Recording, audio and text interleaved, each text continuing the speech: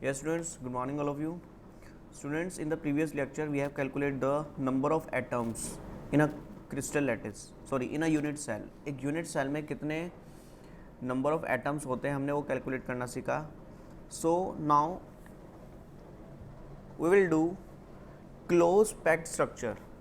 अब हम यहाँ पर देखना है क्लोज पैक स्ट्रक्चर के बारे में देखेंगे कि किस टाइप के क्लोज पैक स्ट्रक्चर होते हैं और वो बनते कैसे हैं. सो लेट अस सी क्लोज पैक स्ट्रक्चर.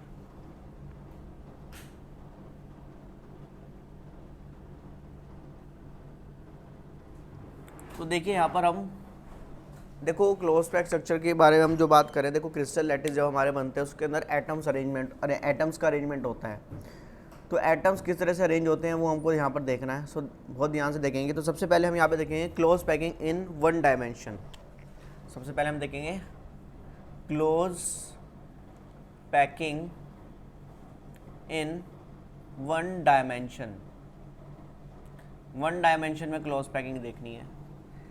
देखो वन डायमेंशन मीन्स कि देखो अगर हम वन डायमेंशन की बात करते हैं तो सिंपल एक एक्सेस की बात करते हैं. टू डायमेंशंस की बात करते हैं तो इट मीन्स हम दो एक्सेस के बीच के एरिया की बात करते हैं. एंड थ्री डायमेंशन की बात करते हैं तो उसमें हम तीनों एक्सेस ले लेते हैं. ठीक है ना, एक्स और वाई और जेड. ठीक है ना. तो यहाँ पर वन डायमेंशन की बात करेंगे तो एटम्स क्या होंगे, सिर्फ एक एक्सेस के ऊपर अगर हम रख देंगे एटम्स को हम यहाँ पे स्फेयर मान के चलेंगे और एटम्स को अगर मैं एक कोई भी एक्सेस के ऊपर रख दूँ, x axis, y axis, z axis, तो वहाँ पर वन डायमेंशन स्ट्रक्चर बन जाएगा. वन डायमेंशन पैकिंग होगी कुछ इस तरीके से.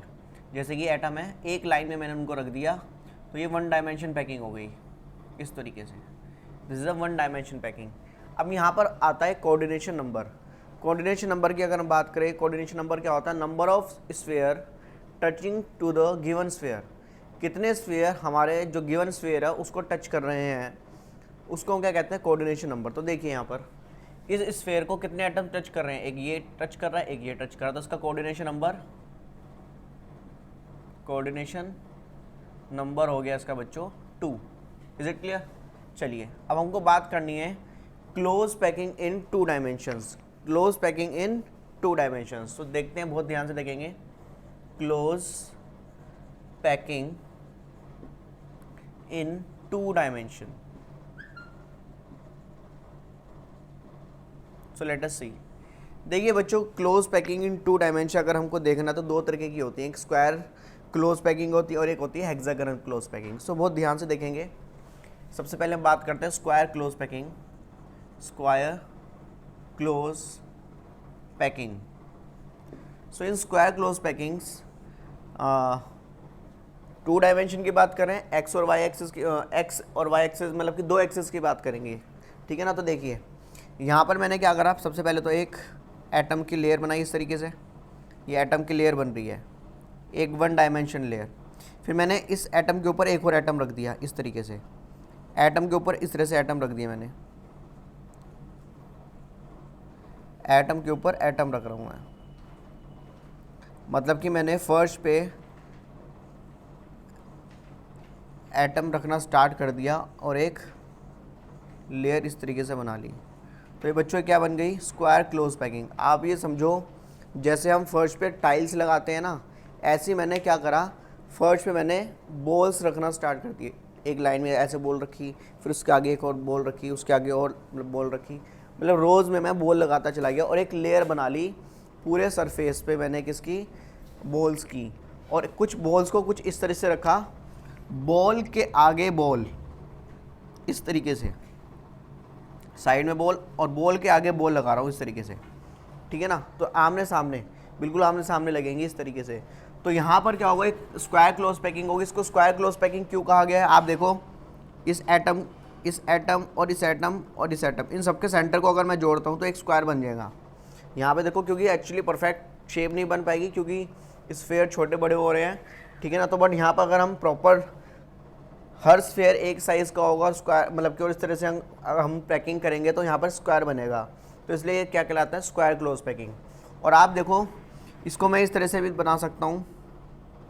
अगर आप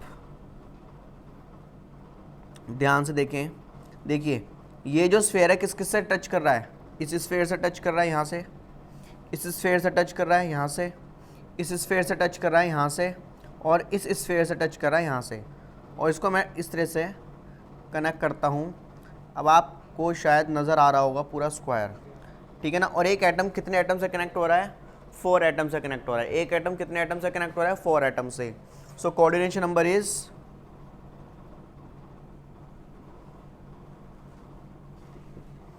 4। कोऑर्डिनेशन नंबर यहाँ पे कितना होगा? 4। Now we will move to the next, that is hexagonal close packing. So in hexagonal close packing, students, we are talking about the 2 dimension. So let us see. Suppose मैंने यहाँ पर एक atom की 1 dimension line बना ली। ये एक line बन गई एटम्स की, ठीक है ना। अब मेरे को इसके नीचे एक और एटम की लाइन बनानी है, रो बनानी है, और मैं इस तरीके से रो बनाऊंगा कि जो इनका डिप्रेशन है, ये इस लेयर के एटम्स के बीच में जो डिप्रेशन है, इनके बीच में मैं एटम को रखूंगा इस तरीके से, इस तरीके से। थोड़े से स्फीयर बच्चों टेढ़े मेढ़े हो जाएंगे, तो आप थोड़ा सा समझने की कोशिश करें, ठीक है ना। आप बुक के अंदर भी देख सकते हैं, आपको बुक के अंदर क्लियरली नज़र आ जाएगा। ऐसे ही अब नीचे थर्ड रो बनाऊंगा, तो वो सेकेंड रो के एटम्स के डिप्रेशन में जाएंगी, ठीक है ना। सेकेंड रो के एटम्स के डिप्रेशन में। ऐसे ही यहाँ पर ये,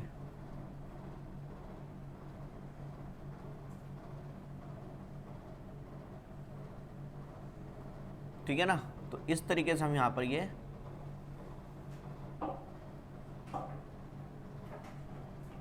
हम लेयर बनाएंगे। Is it clear? अब आप यहाँ पर देख सकते हैं बहुत ध्यान से, आप अगर ध्यान से देखें, एक चीज़ मैं आपको दिखाना चाहूँगा। फर्स्ट इसको मैं कंप्लीट कर लूँ।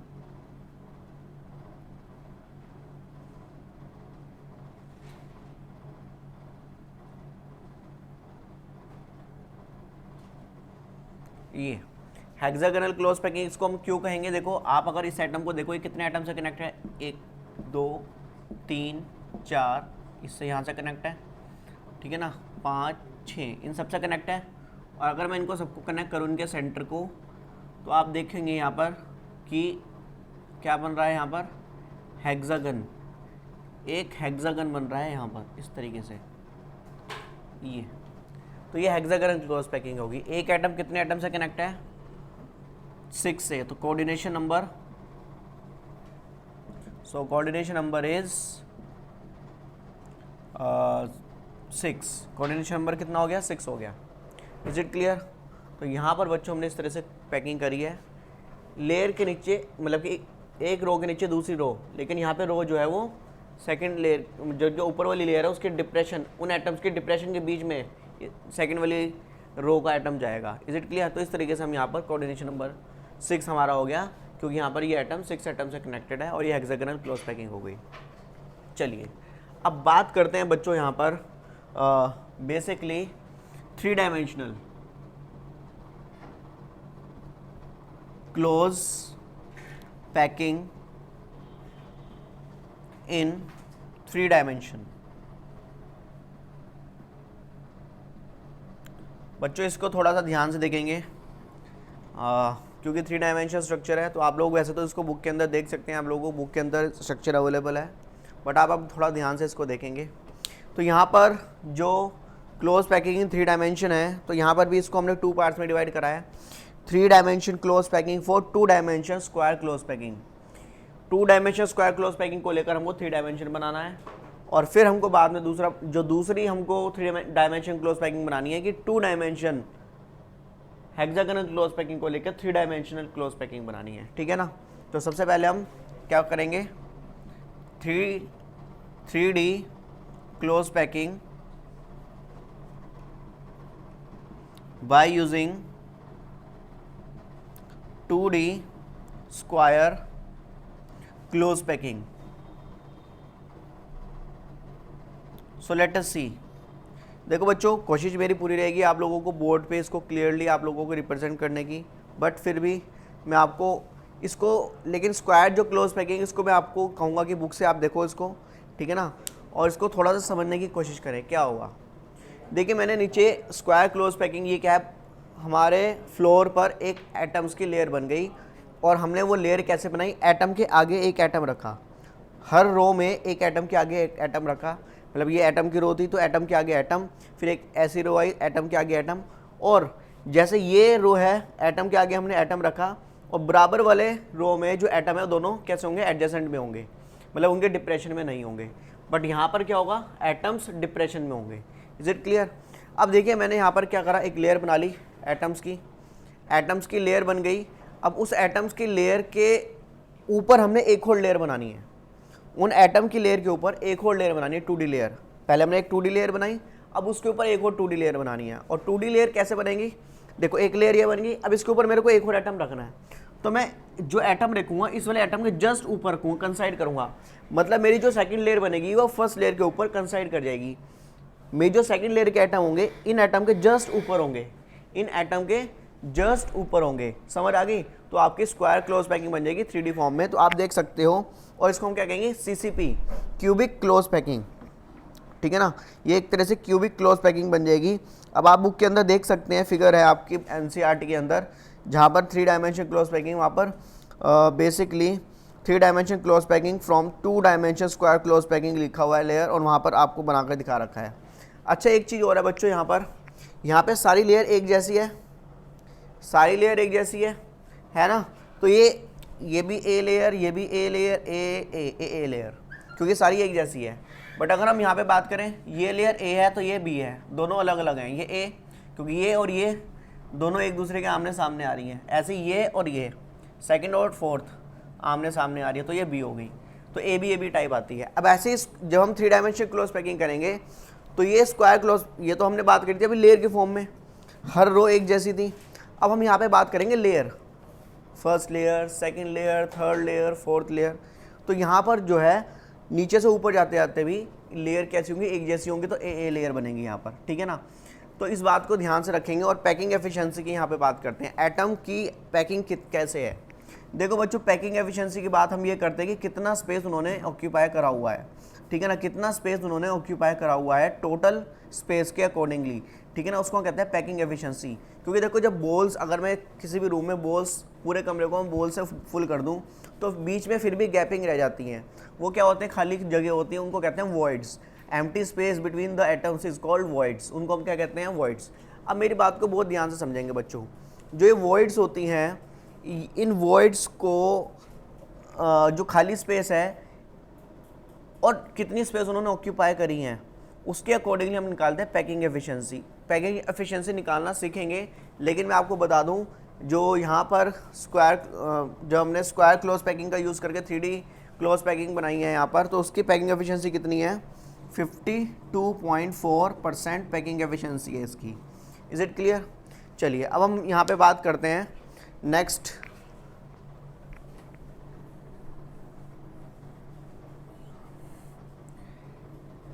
थ्री डी क्लोज पैकिंग की बात करेंगे। और 3D क्लोज पैकिंग के अंदर हम हेक्सागोनल क्लोज पैकिंग यूज करेंगे, 2D हेक्सागोनल क्लोज पैकिंग, ठीक है जी। चलिए, तो 3D close packing by using 2D hexagonal close packing. आज बच्चों हम पैकिंग करना ही सीखेंगे, ठीक है ना, क्योंकि पैकिंग बहुत ज़रूरी है। अगर आपको पैकिंग समझ आएगी तभी आप लोग आगे एफिशिएंसी भी निकालना सीखोगे, ठीक है। अभी मैं आपको डायरेक्ट वैल्यूज़ बता रहा हूँ कि कितनी पैकिंग एफिशिएंसी है, बाद में हम निकालना भी सीखेंगे। सो नाउ सी, हम पहले मैं एक लेयर बना लेता हूँ हेक्सागोनल क्लोज पैकिंग की, 2D हेक्सागोनल क्लोज पैकिंग।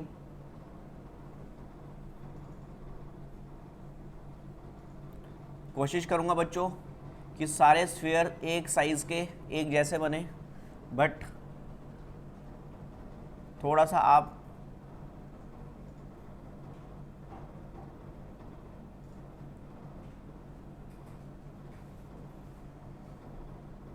समझने की कोशिश करेंगे, ठीक है ना।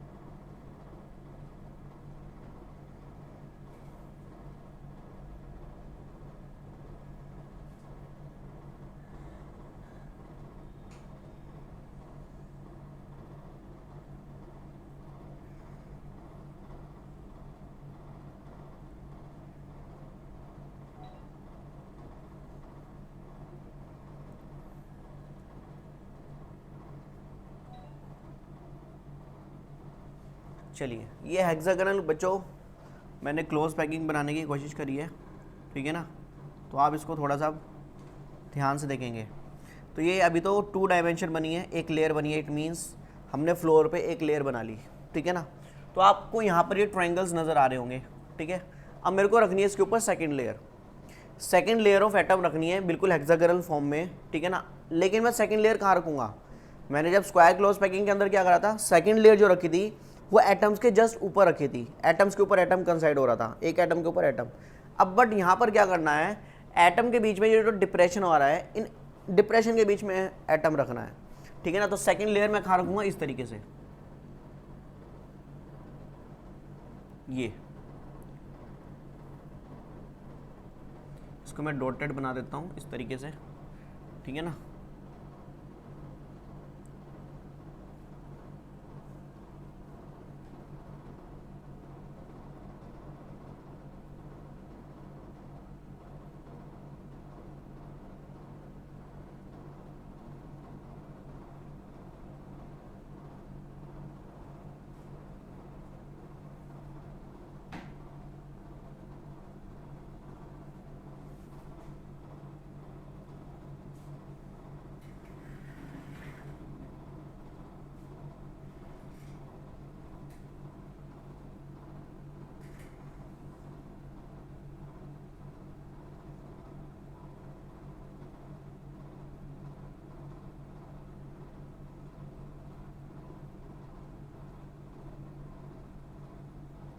इनको हम डॉटेड बना लेते हैं जिससे कि आपको थोड़ा सा अलग नज़र आ रही हैं।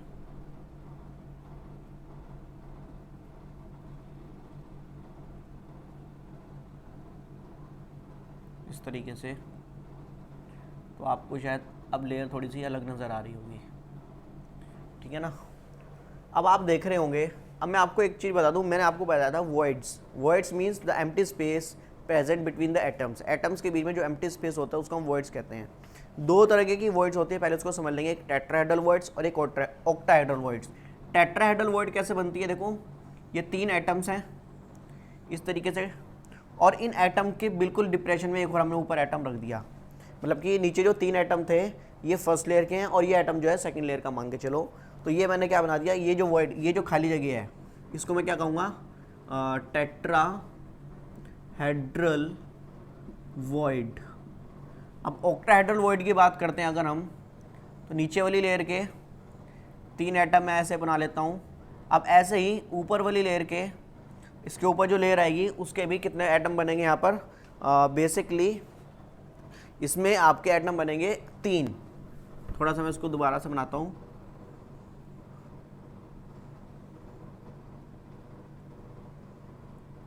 ये नीचे वाली लेयर के 3 एटम है, अब ऊपर वाली लेयर के भी 3 एटम बनाएंगे हम।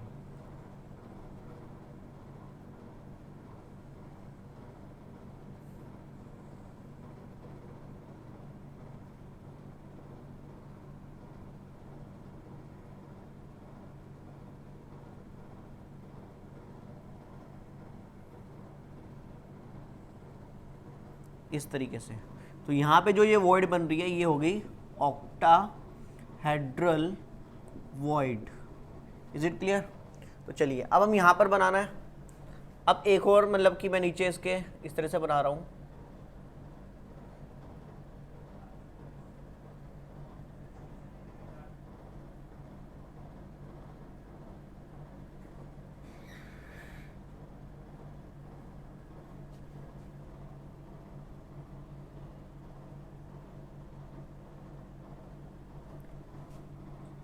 आई होप आप लोगों को समझ आ रहा होगा, दिख रहे होंगे आपको ऊपर के डॉटेड सर्कल्स, ठीक है ना। तो कुछ इस तरीके से मैं यहाँ पर ये सेकंड लेयर की एटम्स बना रहा हूँ।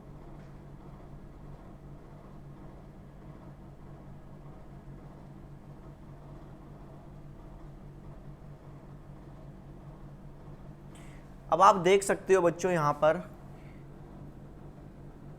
देखें, यहाँ पर ये 3 एटम है, उनके ऊपर एक और एटम है, तो ये एक ट्रायंगल आपको ऐसे नज़र आ रहे होंगे, ये ट्रायंगल, ठीक है ना, ये ट्रायंगल नज़र आ रहे हैं। तो ये टेट्राहेड्रल वॉइड कहलाएगी क्योंकि नीचे देखो 3 एटम है, उसके ऊपर एक एटम है। ऐसे ये भी टेट्राहेड्रल, ये भी टेट्राहेड्रल, ये भी टेट्राहेड्रल, ये भी इधर से ये टेट्राहेड्रल। Is it clear? अब बात करते हैं ऑक्टाहेड्रल की। अब आप देखो ये 3 एटम है नीचे वाली लेयर के डार्क, उसके ऊपर ये एक ये और एक ये वाला हार्ट, इनके बीच में ये वर्ड बन रही है, तो ये वर्ड हो गई ऑक्टाहेड्रल वर्ड। आप ध्यान से देखें, ऐसे यहाँ पर ये ऑक्टाहेड्रल वर्ड बन रही है, ये ऑक्टाहेड्रल वर्ड बन रही है, ये ऑक्टाहेड्रल वर्ड बन रही है। ठीक है, चलिए अब टेट्राहेड्रल वर्ड मतलब कि ये टेट्राहेड्रल वर्ड है, एक ये टेट्राहेड्रल वर्ड, एक ये टेट्राहेड्रल वर्ड, ये टेट्राहेड्रल वर्ड। ठीक है ना, ऐसे यहाँ पर ये ऑक्टाहेड्रल वर्ड, ये ऑक्टाहेड्रल वर्ड, ये ऑक्टाहेड्रल वर्ड। ठीक है, तो हमने ऑक्टाहेड्रल वर्ड बना ली। अब बच्चों यहाँ पर ध्यान से समझेंगे मेरी बात को। अब देखिए बच्चों क्या करना है हमको, ये जो जितने भी टेट्राहेड्रल वर्ड बने हैं इनके अंदर 3 एटम नीचे वाले थे और 1 एटम ऊपर वाला था, तो हमने सेकंड लेयर बना ली। अब मैं इनके ऊपर रखूँगा थर्ड लेयर। थर्ड लेयर बनने पे 2 तरीके की यहाँ पर पैकिंग बनेगी। थर्ड लेयर रखने पर 2 तरीके की पैकिंग बनेगी बच्चों, उसको ध्यान से देखना है। देखिए अब मैं थर्ड लेयर में क्या करता हूँ, अब मैं जो थर्ड लेयर का आइटम रखूँगा, या तो मैं देखो एक चीज़ और मेरी बात को ध्यान से समझेंगे, एक टेट्राहेड्रल वर्ड बच्चों यहाँ पे ही बनेगा। देखो ये ट्रायंगल नज़र आ रहा है आप लोगों को, अगर ये टेट्राहेड्रल वर्ड, ठीक है ना। अब आप ध्यान से देखो ये टेट्राहेड्रल वर्ड कैसे बना है, नीचे का ये वाला आइटम, ये नीचे का आइटम, और ऊपर के 3 एटम कौन से हैं, ये वाले। मैं इनको डार्क कर देता हूँ, एक ये और एक ये एटम और एक ये एटम। आप लोग बच्चों बुक में भी देखते रहें साथ साथ आपको, जिससे कि एनसीईआरटी में जो फिगर दे रखी है उससे आपको क्लियर हो जाए। अब आप देखो ये जो मैंने डार्क करे हैं ये ऊपर के 3 एटम थे और नीचे का एक एटम ये है, तो यहाँ पर टेट्राहेड्रल वर्ड बन गया। ये टेट्राहेड्रल वर्ड अंदर छुपा हुआ है, ये टेट्राहेड्रल बाहर दिख रहा है हमको। ठीक है ना। अब मैं जो थर्ड लेयर रखूंगा वो थर्ड लेयर को कहाँ रख पाऊंगा, देखो इस वाले टेट्राहेड्रल वर्ड के तो ऊपर तो रखूंगा नहीं मैं, क्योंकि मेरे को डिप्रेशन में रखना है आइटम। या तो मैं इस ऑक्टाहेड्रल वर्ड पे रखूंगा या इन वाले टेट्राहेड्रल वर्ड पे रखूंगा। अब देखिए अगर मैं थर्ड लेयर के आइटम इस ऑक्टाहेड्रल वर्ड के ऊपर रखता हूँ तो एक नई लेयर बनेगी, ना तो वो फर्स्ट लेयर के ऊपर जाएगी ना ही वो सेकंड लेयर के ऊपर जाएगी, वो एक नई लेयर बनेगी थर्ड लेयर, तो एबीसी लेयर बनेगी यहाँ पर। ठीक है ना, तो कैसी लेयर बनेगी, एबीसी। और इस पैकिंग को हम क्या कहेंगे, बेसिकली हेक्सागोनल क्लोज पैकिंग। क्या कहेंगे इसको हम, हेक्सागोनल। अगर हम if third layer occupy octahedral void, then hexagonal close packing will form। और इसकी जो पैकिंग एफिशिएंसी होगी बच्चों वो होगी बेसिकली, इसकी पैकिंग एफिशिएंसी 74%। कितनी परसेंट होगी, 74%। अब हम यहाँ पे बात करते हैं, अब मैं इसके अंदर एटम्स कहाँ रखूँगा, इन वाले टेट्राहेड्रल वर्ड्स पे।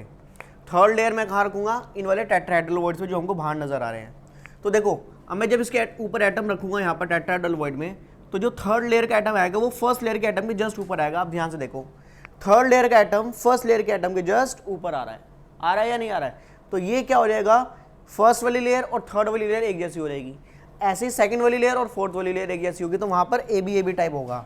मतलब कि यहाँ पर तो आ रहा था A B C type layer बनेगी आपकी। और बट अगर हम यहाँ पर if third layer occupy tetrahedral void, तो क्या बनेगा बच्चों, देन यहाँ पर जो हमारा पैकिंग बनेगी वो बनेगी क्यूबिक क्लोज पैकिंग, जिसका दूसरा नाम होता है फेस सेंटर्ड क्यूबिक पैकिंग, मतलब कि एफसीसी या फिर सीसीपी, ठीक है ना। क्यूबिक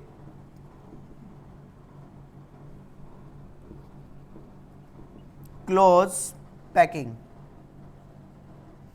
सीसीपी, ठीक है ना। और कौन सी बनेगी, face centred close packing,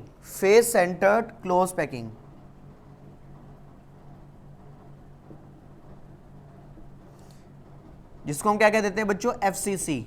is it clear, इसको हम कहते हैं एफसीसी। तो आप लोगों को दिख रहा होगा थर्ड लेयर जब हम रख रहे हैं और फर्स्ट लेयर के जस्ट ऊपर आ रही है। एक चीज़ और ध्यान रखना है बच्चों, ये जो टेट्राहेड्रल वर्ड बनेंगे इसके अंदर ट्रायंगल कैसे बनेंगे, इन्वर्टेड। यहाँ पे ट्रायंगल कैसा बन रहा है, इन्वर्टेड। देखो ये ट्रायंगल कैसा बनेगा, इन्वर्टेड। बट यहाँ पे जो ट्रायंगल बन रहा है वो कैसा बन रहा है, सीधा बन रहा है, इन्वर्टेड नहीं है, इरेक्ट है। Is it clear? तो इस तरीके से हमने यहाँ पर थर्ड लेयर ऐड जब हमने ऐड करी है तो पैकिंग एफिशिएंसी हमको नजर आई बच्चों। यहाँ पर टोटल पैकिंग एफिशिएंसी कितनी आएगी, इसके केस में भी 74% पैकिंग एफिशिएंसी होगी। और यहाँ पे जो कोऑर्डिनेशन नंबर होगा उसका याद रखना बच्चों, coordination number is 12। Is it clear? So students, I hope आप लोगों को क्लोज पैकिंग समझ आई होगी। बच्चों इसको बार बार देखें, जितनी बार आप इसको देखोगे समझने की कोशिश करोगे आपको क्लियर होगी। एनसीईआरटी को ओपन करके रखें साथ में, एनसीईआरटी के अंदर भी अपने आप को थोड़ा सा उसके अंदर फोकस करें, उसके अंदर जो फिगर दे रखे हैं आप उसके अंदर देखने की कोशिश करें, तो डेफिनेटली आपको 3 डायमेंशन स्ट्रक्चर्स आपको क्लियर हो जाएंगे। बिकॉज स्टूडेंट्स ये 3 डायमेंशन स्ट्रक्चर हम इसको आपको ओपनली यहाँ पे तो नहीं बना के दिखा सकते, एक 2D सरफेस पे हम आपको 3 डायमेंशन स्ट्रक्चर बनाने की कोशिश कर रहे थे, 3 डायमेंशन स्ट्रक्चर एक्सप्लेन करने की कोशिश कर रहे थे। बट मैं दोबारा कहता हूँ एनसीईआरटी से आपको दोबारा इसको देखना है, समझना है और लेक्चर को बार बार देखना है। Is it clear? सो आज के लिए इतना ही। Okay, thank you.